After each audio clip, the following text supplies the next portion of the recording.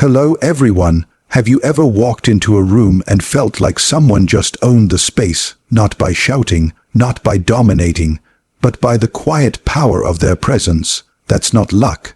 That's not charisma in the way we often think of it. It's depth, it's authenticity, and no one understood this better than Carl Jung. Jung didn't write books on leadership the way modern gurus do, but he gave us something deeper, insight into the human psyche. If you want to talk like a leader, you need to understand what makes people listen. And that doesn't start with the words you say, it starts with who you are. Jung taught that each of us wears a mask, the persona.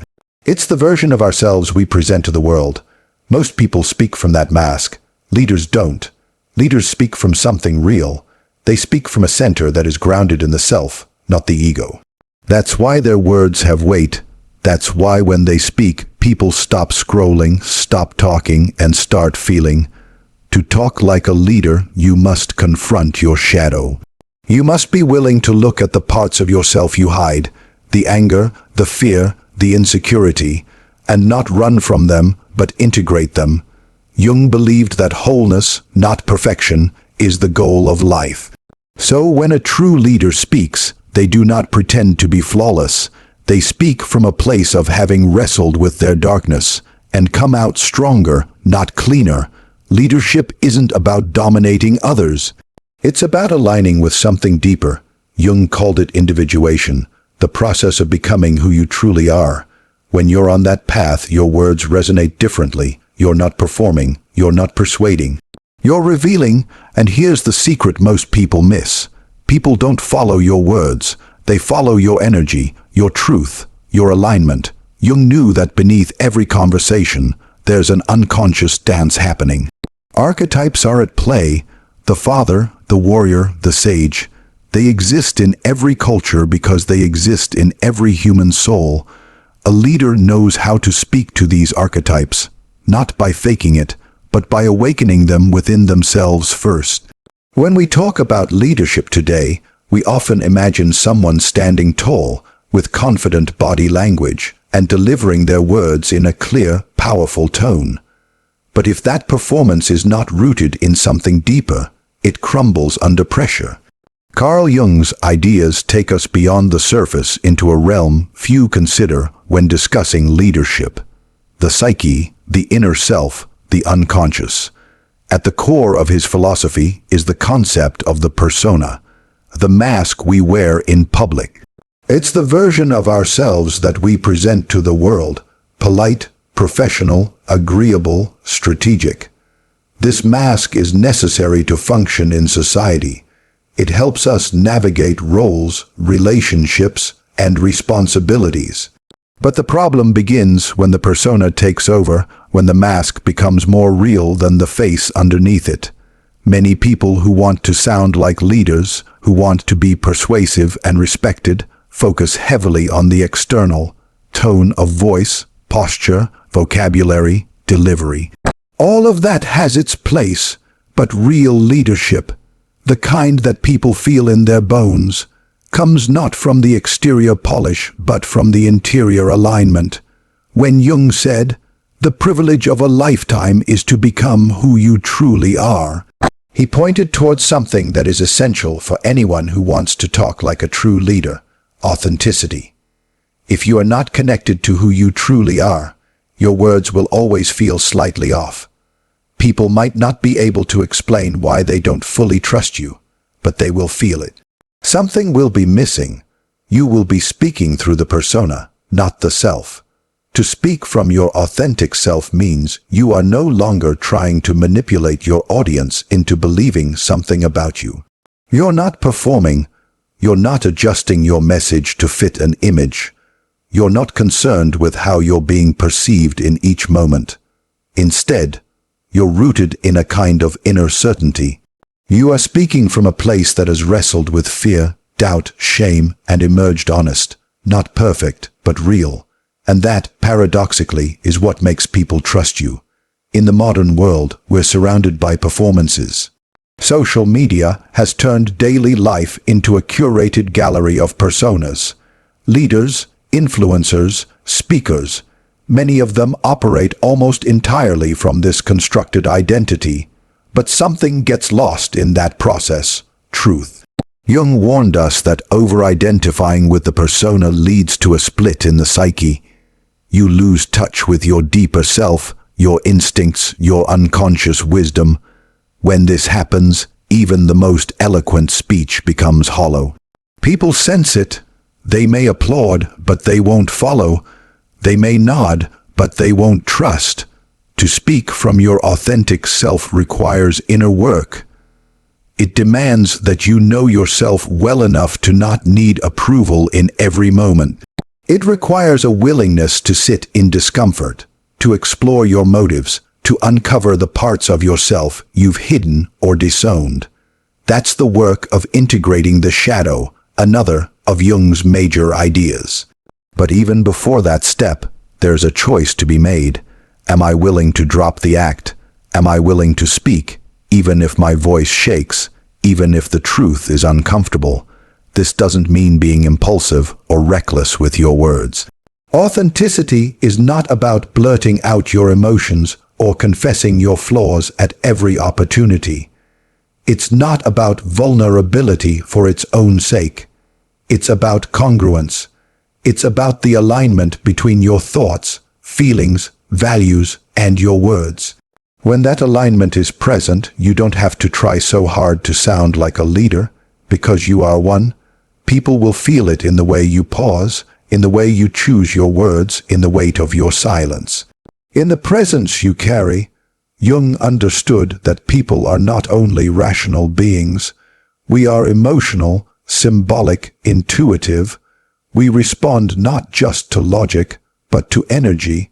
When someone speaks from a false self, it creates dissonance. When someone speaks from the true self, it creates resonance, and resonance is what draws people in.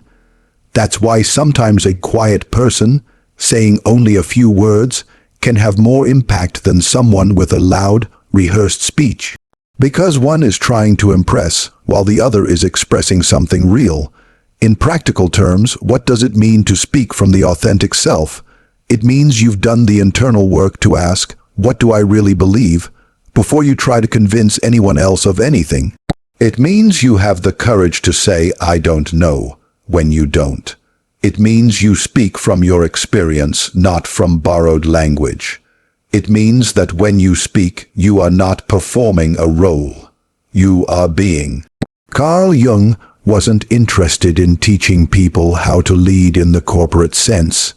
His concern was deeper, transformation. He believed that true power comes from wholeness, from integrating all aspects of the self, including the parts that make us uncomfortable. When that happens, speech becomes something more than communication. It becomes transmission. You transmit the strength of your journey, the clarity of your self-awareness, the gravity of your inner world. And that, more than any technique, is what inspires and moves people. Think of someone whose words have stayed with you, not because they were perfectly crafted, but because they were deeply felt. That's the power of authenticity. It bypasses the intellect and speaks directly to the soul. Jung might say that this is how archetypes are awakened, not by explanation but by embodiment. When you speak from your authentic self, you are embodying the leader archetype. You are not playing the role, you are inhabiting it, and people feel that difference. It's important to note that this kind of speech can only come when you stop chasing approval. Leaders who speak from the persona are often obsessed with how they look, how they're perceived, how many people agree with them. Leaders who speak from the self are more interested in truth than applause. They know that some truths will challenge people, that not everyone will be ready to hear what they have to say. But they also know that words rooted in truth have a way of planting seeds. Sometimes they don't grow immediately, but they stay in people's minds, and eventually they take root. So when you sit down to speak, whether it's to a team, an audience, or even just one person, Ask yourself not just, what should I say, but where am I speaking from? Are you speaking to impress or to express? Are you speaking to manipulate or to reveal? Are you performing or connecting? Because when you speak from the authentic self, everything changes. Your voice may be softer, but it will carry farther. Your message may be simpler, but it will be remembered longer. Your presence may be humble, but it will be felt more deeply. And that, according to Jungian wisdom, is how true leaders are heard, not through volume or style, but through truth, depth, and presence.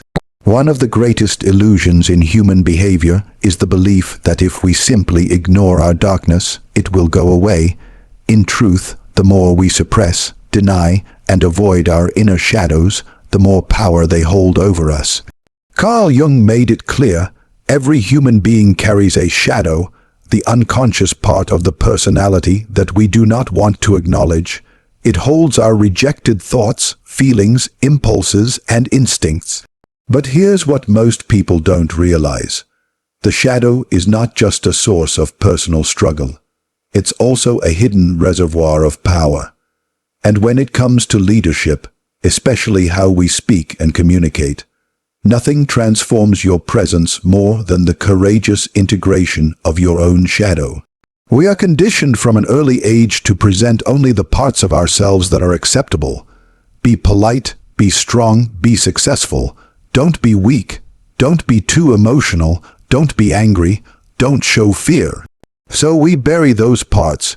We push them into the dark corners of our psyche and pretend they don't exist. But Jung understood that the psyche doesn't forget. The parts we exile don't vanish. They live on, influencing us from beneath the surface. And often, they erupt when we least expect it. In moments of stress, pressure, or vulnerability, the shadow leaks out through sarcasm, defensiveness, passive aggression, arrogance, or emotional shutdown. We think we're in control, but we're not. The shadow is speaking. In leadership and communication, this unacknowledged shadow creates a disconnect. You might have the right words, the right message, the right timing, but if your shadow is still driving your behavior unconsciously, people will feel that something is off. They may not be able to explain it, but they'll sense the tension, the hidden insecurity, the unspoken fear. You can be saying all the right things, but people won't buy into it, because the energy behind your words doesn't match the surface. That's why integrating your shadow is not just a personal healing process. It's an essential part of becoming a powerful and trustworthy communicator. To face the shadow, you must first become radically honest with yourself. What do you avoid admitting? What emotions make you uncomfortable? Where do you feel secretly inadequate, jealous, petty, or angry? These aren't easy questions to ask, but true leadership begins in those dark places, not in perfection, but in wholeness. Jung said, "One does not become enlightened by imagining figures of light, but by making the darkness conscious." If you want to talk like a leader, you must first walk through your own darkness. This doesn't mean broadcasting your weaknesses or turning every conversation into a therapy session. It means becoming internally reconciled with who you are, all of you. When you have made peace with your shadow, it no longer controls you. Instead of being something to hide, it becomes a source of insight, depth, and presence. That's what people feel when a true leader speaks. Not just words, but depth. Not just knowledge, but lived truth. Consider the difference between two types of communicators. One is polished, careful, confident on the surface, but when challenged, becomes rigid, defensive, or passive. The other is equally confident, but grounded. When challenged, they remain present. They listen. They respond with clarity, not ego. What's the difference? The second person has done shadow work. They've looked into their own insecurities and no longer fear being exposed, because they've already met those parts in themselves. There is no fear of judgment when you've stopped judging yourself. That kind of integration allows you to speak with a calm strength that isn't performative, it's embodied. The shadow isn't just about the bad parts of ourselves. Jung pointed out that it can also include powerful, creative, and instinctive energies that we've repressed. Maybe you were told to be quiet as a child, so your natural assertiveness became part of your shadow. Maybe your sensitivity or vulnerability was mocked, so you buried it. All of these exiled parts carry energy.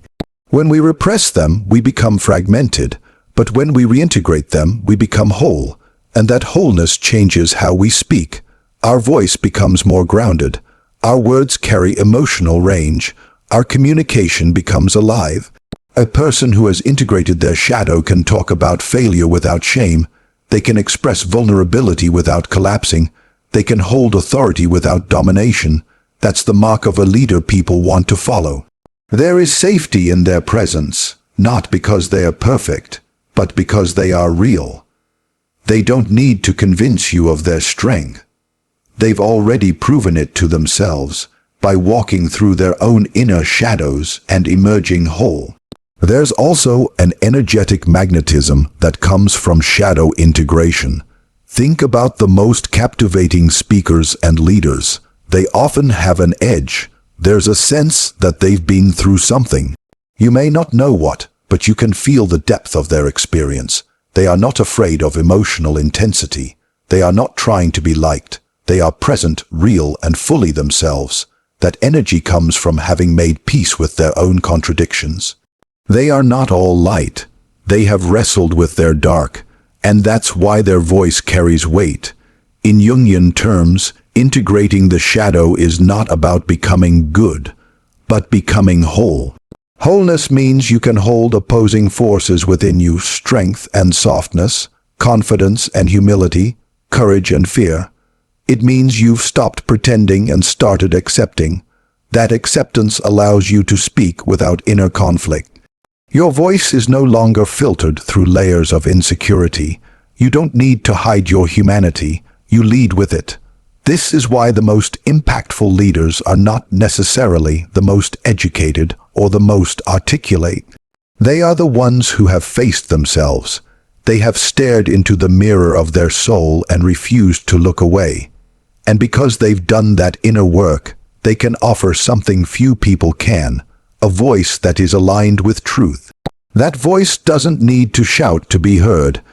It doesn't need to dominate to command attention. It simply needs to be authentic. And that authenticity comes from the integration of all that they are, shadow and all.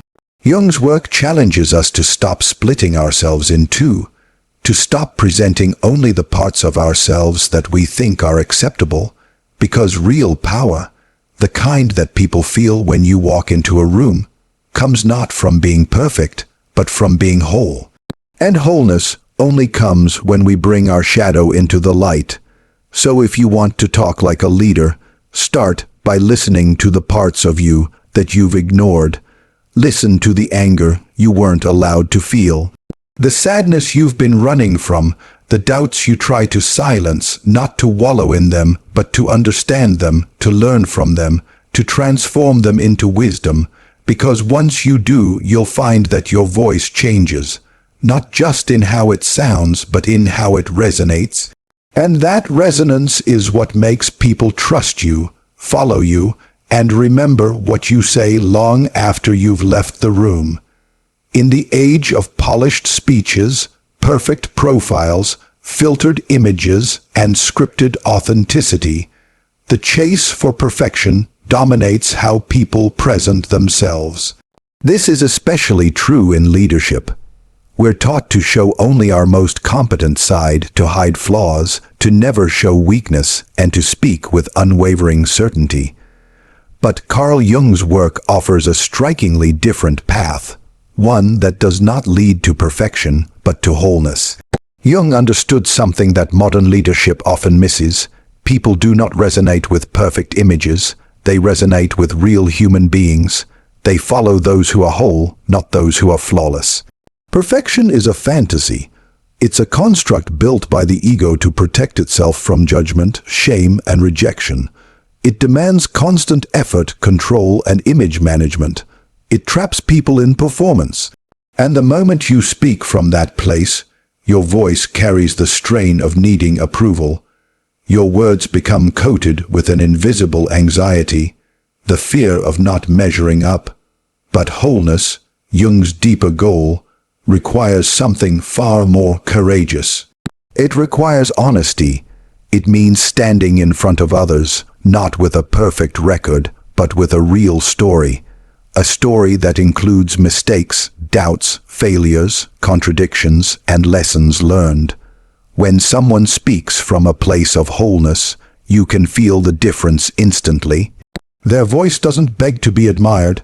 It doesn't try to impress. Instead, it invites connection. It says, "I've been there too." Wholeness gives a leader the ability to speak not just to people, but with them.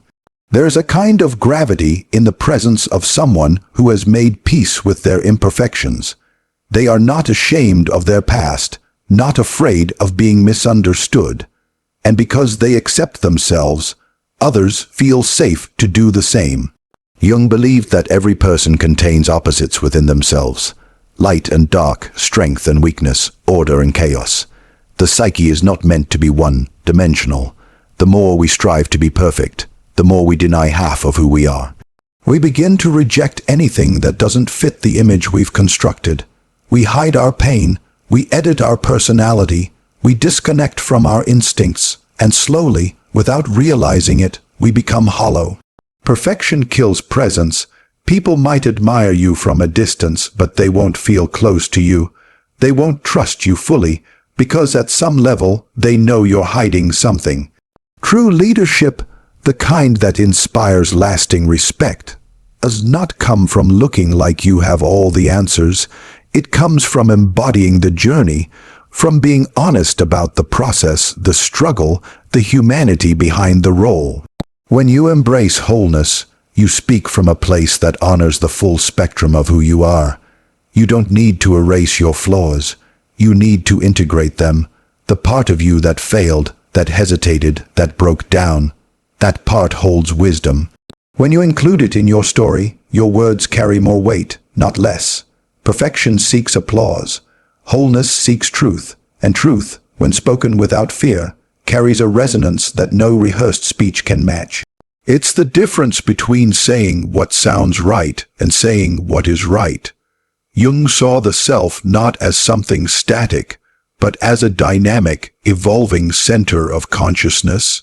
To become whole is to allow all parts of yourself to take a seat at the table. Not just the confident leader, but the unsure follower.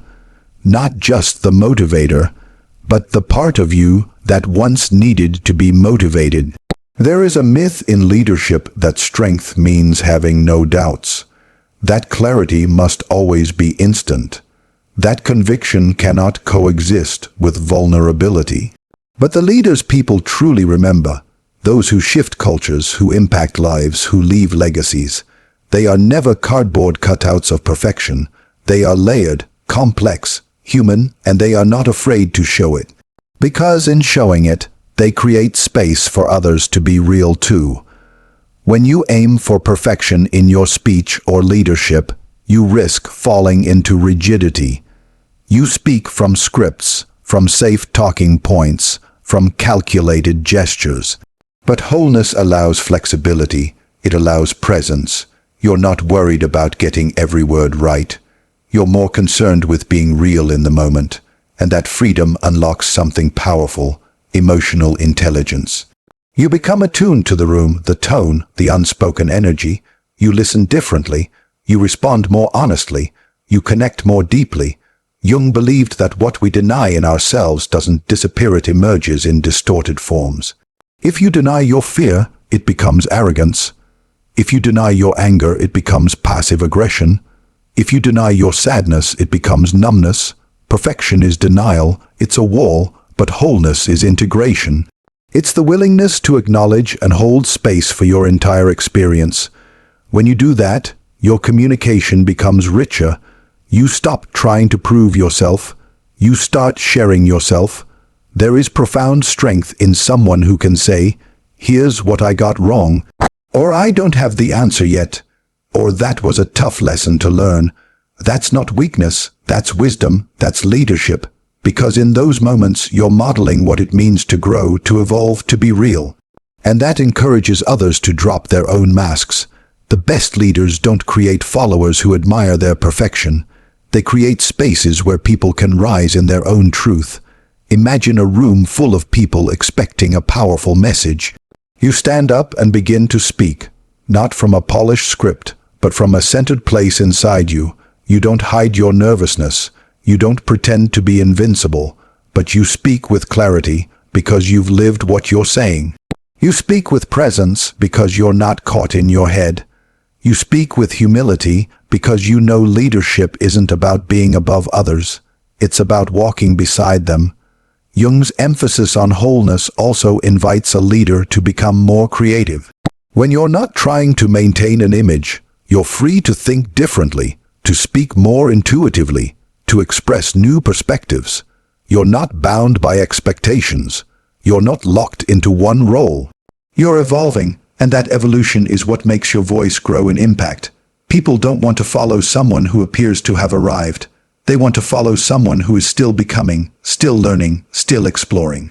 Because that's what it means to be human. The pursuit of perfection leads to burnout, to disconnection, to a shallow kind of success. But the path to wholeness leads to inner peace, to meaningful influence, to real connection. When you speak from wholeness, you give others permission to breathe, to stop pretending, to be honest. And that honesty builds trust. Trust builds connection, and connection builds leadership. Carl Jung's legacy reminds us that we were never meant to be perfect. We were meant to be whole, and from that wholeness, from the courage to be fully ourselves, emerges a voice that can move mountains, not because it is flawless, but because it is real. Every human being has two faces, the one we show the world and the one that lies deeper beneath. Carl Jung called these two aspects the persona and the self. The persona is the social mask we wear, crafted to meet expectations, earn approval, and maintain control over how we are perceived. It is not inherently false, but it is incomplete. It is a role, not a soul. The self, on the other hand, is the totality of who we are, the deeper, authentic core that integrates all aspects of our being, both conscious and unconscious. In the world of communication and leadership, most people speak from their persona. Few dare to speak from the self, and yet it is the latter that carries true power. When you speak from the persona, your words are shaped by performance. You say what you think people want to hear. You adjust your tone, filter your feelings, and suppress your inner reactions to maintain your image. You lead with your head, not your heart. But when you speak from the self, there is no need to posture or protect. You speak not to impress, but to express, not to dominate, but to connect. And in that honesty, people recognize something rare, the presence of a real human being. We are trained from childhood to build our persona. We are praised when we behave, rewarded when we fit in, validated when we meet the standards of family, school, society. And so we begin to curate ourselves. We decide what parts of us are safe to show and what must be hidden. Over time, we forget the difference between who we are and who we pretend to be. The voice we use becomes filtered, careful, rehearsed. We speak in ways that protect our social standing rather than reveal our inner truth. And though we may seem composed and articulate, something is missing: depth, vitality, authenticity. The most magnetic speakers and leaders do not speak from the polished surface. They speak from their center. Their words are not clever performances. They are extensions of their being. There is a quiet confidence in them, not because they have all the answers, but because they are not hiding. When they speak, we listen, not just because of what they say, but because of who they are while saying it. Their voice carries the weight of self-awareness. That is what speaking from the self feels like. The self is not loud, but it is powerful. It doesn't need to prove, to argue, to control. It simply is.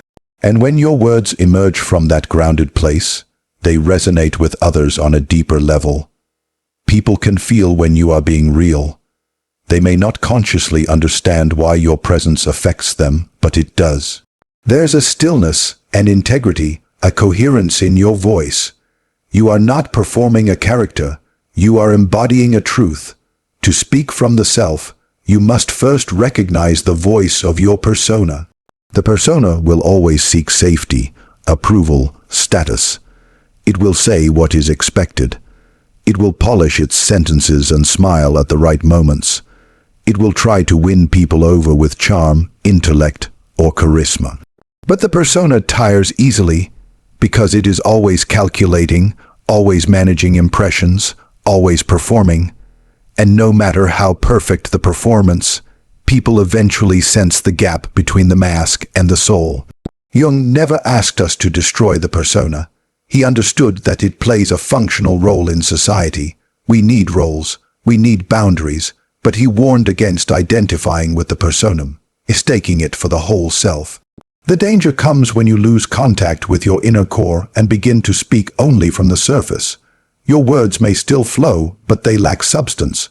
Your ideas may be correct, but they lack conviction. You sound fine, but you are not felt. When you speak from the self, your voice becomes a channel for something larger than just your personality.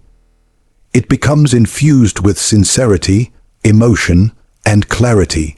You're not pretending to be wise. You're simply sharing from your lived experience. You're not trying to motivate. You're speaking with purpose. This doesn't mean every sentence is profound. It means even the simple words carry depth because they are unfiltered, undivided, and grounded in truth. There is a kind of ease that comes when you no longer have to maintain an image. You can breathe, you can pause, you can listen fully, not just to others, but to yourself. Speaking from the self means you're not just transmitting information, you're communicating presence. You are fully there, and people notice. They lean in. Because in a world full of personas, the self stands out. It doesn't need to shout. Its stillness is louder than noise. To speak from this place, you must do the inner work of self-discovery. You must be willing to question your mask. Where does it come from? What is it protecting? What are you afraid will happen if people see the real you? These are not easy questions, but they are necessary. Because until you understand the persona you're hiding behind, you cannot step beyond it. And until you step beyond it, your voice will always carry a subtle tension. A holding back, a guardedness, a performance. Real presence begins when the mask falls. When you speak from a place that no longer needs to impress or defend, you enter a different frequency. You connect with people's hearts, not just their minds. You speak with compassion because you've embraced your own humanity. You speak with strength because you've stopped running from your vulnerability. And you speak with clarity because your words are not layered with self, doubt, or disguise. Jung understood that the self is not something we invent. It is something we remember. It has always been there, buried under years of conditioning, fear, and self-editing. To reconnect with it requires solitude, reflection, courage. It requires silence, not performance, truth, not approval, but once you find it, your voice changes. It may be quieter, but it is clearer. It may be less polished, but it is more powerful. The people who change the world, whether through a movement, a message, or a moment, are those who speak from the self. Their words become medicine. Their presence becomes permission for others to do the same. They liberate people, not with technique, but with truth. Because when you speak from your true center, you awaken that same center in others. That is the essence of leadership. Not domination, but awakening. There is no formula for this kind of speech. There is no script that can teach you how to speak from your soul. It is not a technique to be mastered. It is a truth to be remembered. You already know how.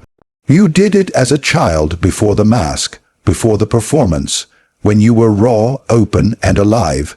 The journey is not about becoming someone new. It is about returning to what was always there. So when you speak, whether to one person or 1,000, pause and ask, who is speaking right now? Is it the image or the essence, the mask or the soul? The persona may win the crowd, but only the self can touch hearts, and in the end, that is what lasts. Words are tools, but their power is determined by what fuels them from within. We spend years learning how to speak, how to structure a sentence, how to give a compelling speech, how to use tone and timing, and how to command a room. But far fewer people take the time to master the conversation happening silently in their own minds. Carl Jung, the great architect of the human psyche, understood that before we can speak powerfully to others, we must first learn to speak honestly to ourselves. That inner language, the way you interpret, judge, react, and narrate your experience, shapes the energy behind every word you say. Without mastery over it, outer language becomes hollow, performative, or manipulative. But when inner and outer language align, your voice becomes a force of clarity and influence. Most people don't realize they're constantly talking to themselves. There is a narrator inside every mind, a voice that explains, criticizes, fears, imagines, and replays events. This internal dialogue is often automatic and unconscious, built from years of conditioning, trauma, inherited beliefs, and ego-based defense mechanisms. If your inner voice is filled with insecurity, judgment, or self-doubt, that energy seeps into your outer communication, no matter how polished your delivery is. You may be saying the right words, but the frequency beneath them is one of fear, neediness, or self-protection. People sense this. They don't just hear your words, they feel your state. Jung taught that our unconscious mind governs much more than we know. It speaks to us in dreams, slips of the tongue, emotions, and inner images. If we are unaware of the deeper forces at play within us, we become slaves to them. A leader who hasn't mastered their inner world will constantly sabotage themselves. Their speech may be grand, but it will lack soul. Their tone may sound firm, but it will mask anxiety. Their intentions may appear noble, but will often be tainted by unexamined shadows. True leadership starts in the mirror of the mind, in the dialogue no one hears but you. To master your inner language, you must begin by observing it. What are the first words you say to yourself when you fail, when you're criticized, when you're alone, when something doesn't go according to plan? Are those words empowering or punishing? Are they supportive or shaming? So many people walk through life berated by their own minds, ruled by a harsh inner critic they mistake for truth. That critic often has the voice of a parent, a teacher, or a society that taught you you're only valuable if you perform perfectly. If you do not address that voice, you will spend your life trying to prove your worth through external validation. And your speech will become a tool of ego rather than a vessel of truth. Jung emphasized the importance of individuation, the process of becoming your true, whole self. This process involves facing your shadow, the parts of yourself you've rejected or hidden. Many people's inner language is poisoned by this unconscious rejection. They speak to themselves with guilt, with fear, with internalized shame, and yet they wonder why their communication with others lacks confidence or influence. You cannot give to others what you withhold from yourself. If you cannot speak to yourself with respect, honesty, and courage, your words to others will always feel slightly disconnected or forced. They may persuade, but they will not transform. Mastering inner language is not about positive affirmations or surface-level self-talk. It is about creating a relationship with your own psyche, a mature, compassionate, and honest dialogue. It means holding space for your fears without being dominated by them. It means confronting limiting beliefs and asking, where did this come from? It means noticing when you lie to yourself to avoid discomfort, and instead choosing to stay with the truth. When your internal language becomes clear and integrated, your outer speech becomes simple, powerful, and direct. There is no longer a need to manipulate or impress. You speak because you have something real to say. There is also an emotional tone to inner language. Some people speak to themselves with anger, constantly punishing themselves for not being good enough. Others use sarcasm or numbness as shields against pain. Still others avoid inner dialogue altogether, filling their days with noise, distraction, or constant external stimulation. But the ability to sit in silence and listen to yourself, to hear what you're feeling, thinking, needing, this is a rare and sacred skill. And it is the foundation of leadership. A leader who has mastered this inner dialogue becomes anchored. They are not easily shaken by criticism, by chaos, or by other people's projections. They know where they stand because they've spent time understanding their own inner terrain. The outer voice becomes magnetic when it is aligned with inner truth. You've met people like this. They may not speak often, but when they do, their words land. They don't speak to dominate a conversation. They speak to bring something forward that matters. And the reason their words carry weight is because they've already had the conversation with themselves. They've already tested their beliefs, examined their motives, and clarified their message within their own mind before delivering it outwardly. That kind of preparation cannot be faked. It gives the speaker a calm authority that no title or tactic can provide. The reason many people fear public speaking or difficult conversations is not because they fear words themselves, but because they fear being exposed. They fear that others will see the confusion or contradiction inside them. This is why mastering inner language is not a luxury. It is a necessity. You must know what you believe, where you stand, and what you value. You must clean the lens through which you view yourself and the world. Only then can your outer language become trustworthy and resonant. Jung's psychology was not about creating a perfect self-image. It was about unifying the divided self. The persona and the shadow, the conscious and the unconscious. When these are integrated, the inner voice becomes whole, and a whole inner voice creates a coherent outer one. People can feel when you are speaking from a centered place. They may not know why, but they trust you. Because you trust yourself. Because you've faced your inner chaos and emerged with clarity. In a world that teaches us to refine our image more than our essence, Jung's reminder is a radical one. The most powerful words are not the most eloquent. They are the most integrated.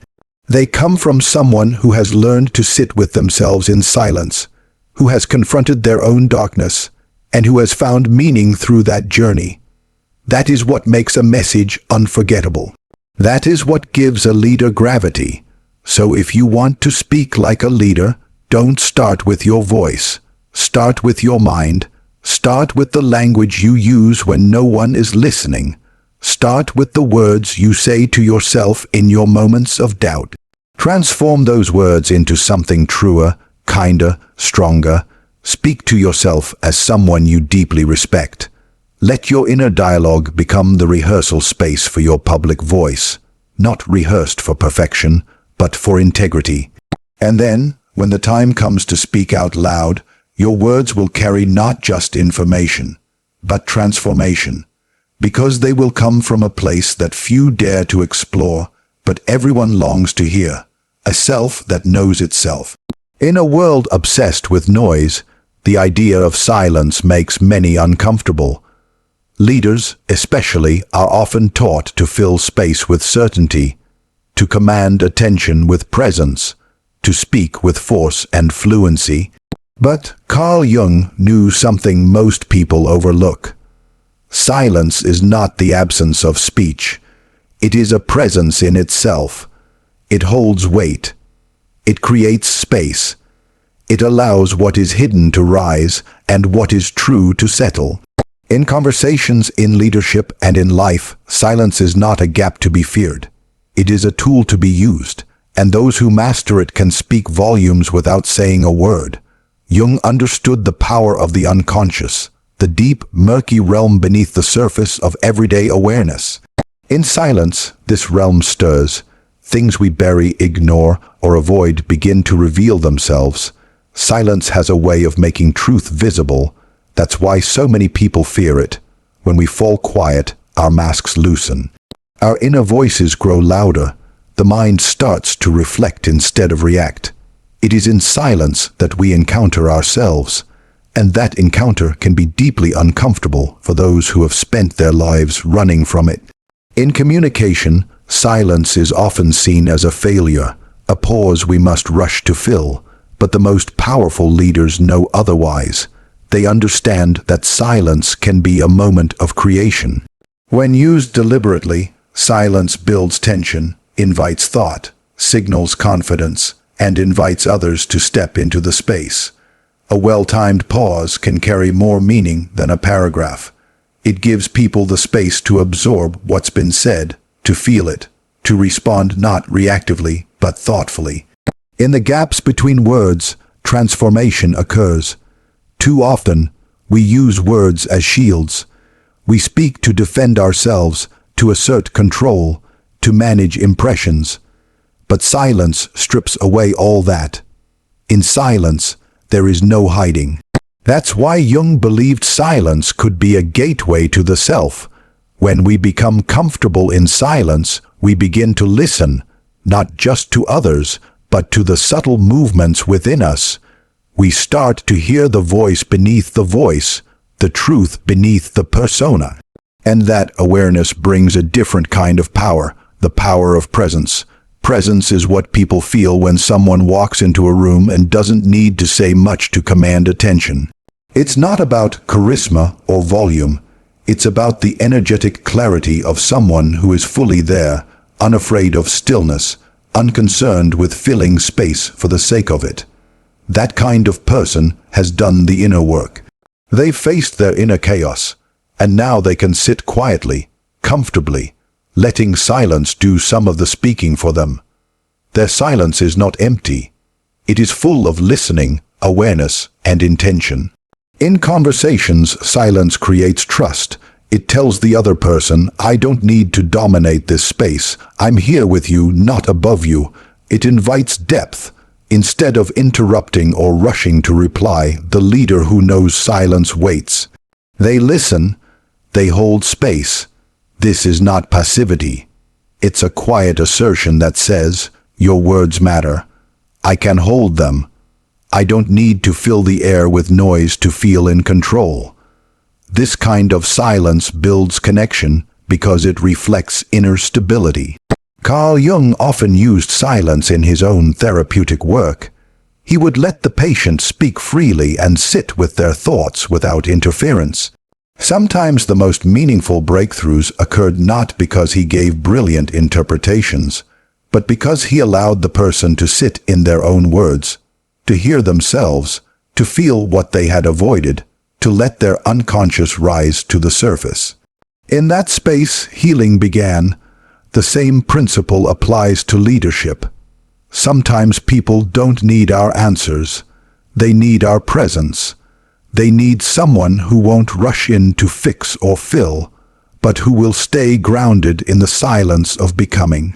Silence also reveals the truth in others.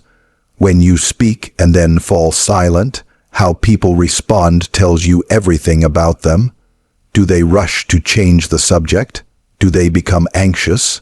Do they use humor to escape discomfort? Or do they lean in, pause, and respond with thoughtfulness? Silence draws out what words often conceal.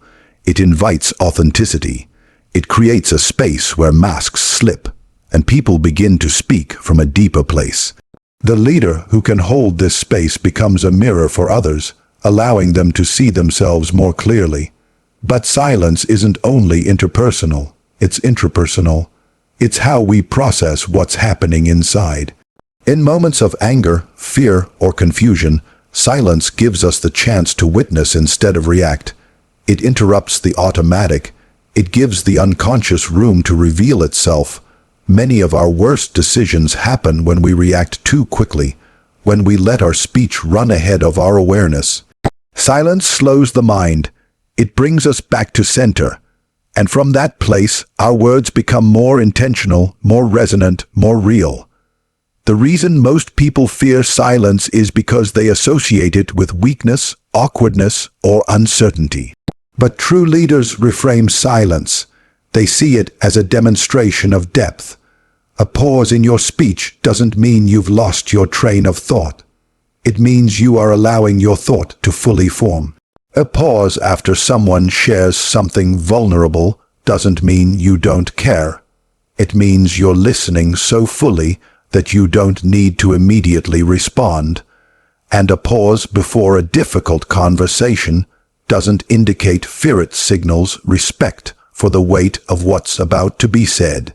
Jung taught that symbols, dreams, and the unconscious communicate through images and impressions, not always through words. Sometimes the most profound truths cannot be expressed through language alone. They require a moment of silence to be felt. That same logic applies to leadership. If you're always talking, always filling the air with information, people don't have time to feel what you're saying. But if you let a sentence breathe, if you give it space, then the meaning sinks in. People remember how something felt more than what was said. Silence lets emotion imprint meaning. There is also something deeply spiritual about silence. It humbles the ego. It reminds us that we don't always have the answers, that not everything can or should be said, that some things are too sacred for words. Leaders who embrace this are not weak. They are wise. They know that their role is not to impress with constant articulation, but to create environments where truth can emerge. And truth needs silence to grow. The greatest musicians understand the importance of rest, the spaces between notes that give rhythm and meaning to the melody. In the same way, great speakers understand the power of the pause. Martin Luther King Jr., Nelson Mandela, Carl Jung himself, they all knew how to use silence, to pause before delivering a line, to let a question hang in the air, to wait long enough for people to feel the weight of what had just been said. That's not just rhetoric, it's psychological mastery. In the end, silence isn't just a tool for speech, it's a form of speech itself. It says, I am not afraid to feel. It says, I trust the space between us. It says, I am present enough to wait for the right word. And that, more than eloquence or charisma, is what makes a person's voice unforgettable. Not because of how much they say, but because of what they allow silence to say for them. When we think of communication, we often imagine it as a logical transfer of words from one person to another. We speak, others listen. We choose our words carefully, deliver them with poise, and measure success by how well they're understood. But this is only half the story, perhaps less than half. Carl Jung devoted his life to exploring the realms of the unconscious, and in doing so, revealed a deeper layer of communication, one that doesn't just pass through ears, but enters the psyche. The most powerful leaders, speakers, and thinkers don't merely talk to people, they speak into them. They speak in a way that stirs something beneath the surface. Memories, symbols, emotions, truths we didn't even know we carried. And this is the mark of a true leader, the ability to reach the unconscious mind. The unconscious is not irrational or chaotic, as many believe. It is rich, symbolic, layered with history and myth. It stores every forgotten experience, every suppressed emotion, every cultural archetype inherited from our ancestors. It is the part of us that dreams, intuits, imagines, and creates. Jung discovered that when people undergo transformation, it rarely comes from logical argument alone. Real change happens when something ancient and deep is awakened. When a word, an image, or a silence touches the unconscious in a way that logic never could. This is why ordinary speech often falls flat, while symbolic or emotionally charged communication can move mountains. To speak to the unconscious, one must first understand it. This means going beyond facts and into the realm of meaning. It means recognizing that people are not just minds to be informed, they are souls to be touched. They are filled with fears they do not name, dreams they cannot articulate, and stories they have long forgotten. The great leader knows this and does not aim merely to inform. They aim to stir, to awaken, to connect on the level beneath words. This is not manipulation. It is resonance. It is aligning what is spoken with what is already present but dormant in the listener. Jung's work with archetypes is essential here. Archetypes are universal symbols and themes that live in all of us. The hero, the shadow, the wise old man, the child, the mother, the trickster. These are not just characters in stories, they are patterns in the psyche. When a leader speaks using metaphors that align with these archetypes, they bypass the analytical mind and speak directly to the emotional and symbolic self. This is why great speeches and stories endure, not because they are full of data, but because they echo something ancient and meaningful in us. They remind us of who we are and who we might become. Consider the power of myth and story. Jung believed that myths were not lies or fantasies but expressions of inner truth. When a leader shares a story, they do more than entertain. They activate the imaginal realm in the listener. They allow people to see themselves in the narrative, to locate their place in a larger journey. This kind of communication speaks to the unconscious because it doesn't just say do this. It says this is who you are. People are moved by identity far more than by instruction. If you can help someone see their own story more clearly, if you can reflect back their pain, their potential, their inner conflict, you don't have to push them to change. They will move because something within them has been stirred. Tone matters just as much as words. The unconscious is sensitive to energy, to rhythm, to emotional tone. A message delivered with fear will provoke resistance. A message delivered with presence and calm will invite reflection. When you speak from your own unconscious, from a place of grounded truth, you invite the same in others. This is why Jung emphasized shadow work. If you do not face your own inner world, you will project it onto others. Your fear will create fear, your repression will cause discomfort. But if you have met your own shadow, if you have befriended your complexity, your voice carries a different resonance. People feel safe in it. They trust it, not because you are perfect, but because you are whole. To reach the unconscious of others, you must also respect its language. The unconscious speaks in symbols, images, patterns, not just concepts. This is why visuals are powerful. This is why dreams haunt us more than lectures. When you communicate with symbolic richness, with metaphor, story, and imagery, you speak a deeper language. You paint inner pictures. You allow the listener to feel rather than simply hear. Think of the difference between saying you should be resilient and saying there is a fire inside you that the storms cannot extinguish. The first speaks to the rational mind. The second speaks to the soul. The unconscious also responds to silence, to rhythm, to pacing. Jung was aware of the importance of creating a container, a sacred space where truth could emerge. As a leader, you create this container through your energy, your listening, your timing. When you rush, when you push, you activate the ego, defenses of others. But when you slow down, when you speak with rhythm and presence, you lower the barriers of resistance. You invite the unconscious to come forward. This is not performance, it is embodiment. You become the message and your very presence does the speaking. To speak to the unconscious, you must also be willing to speak emotionally, not in a manipulative way, but in a deeply honest one. Emotions are the bridge between the conscious and unconscious. when you allow your own emotion to be seen, not in drama but in truth. You invite others to feel as well, and feeling is the pathway to insight. People may forget what you said, but they will remember how they felt in your presence. They will remember the moment something clicked inside them, not because you gave them the answer, but because your words opened a door they didn't know existed. The unconscious is not just individual, it is collective. Jung's idea of the collective unconscious reminds us that we are all connected through a web of shared symbols, dreams, and experiences. When a leader taps into this collective field, they speak not just to individuals but to humanity itself.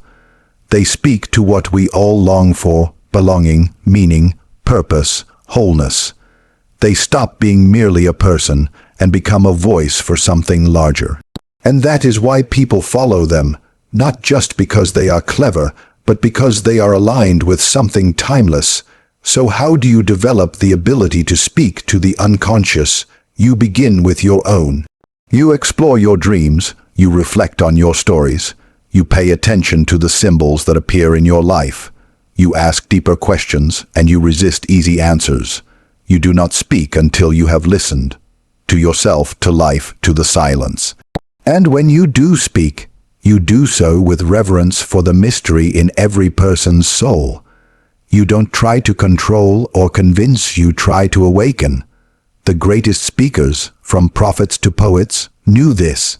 They were not lecturers, they were seers. They spoke to something ancient and eternal.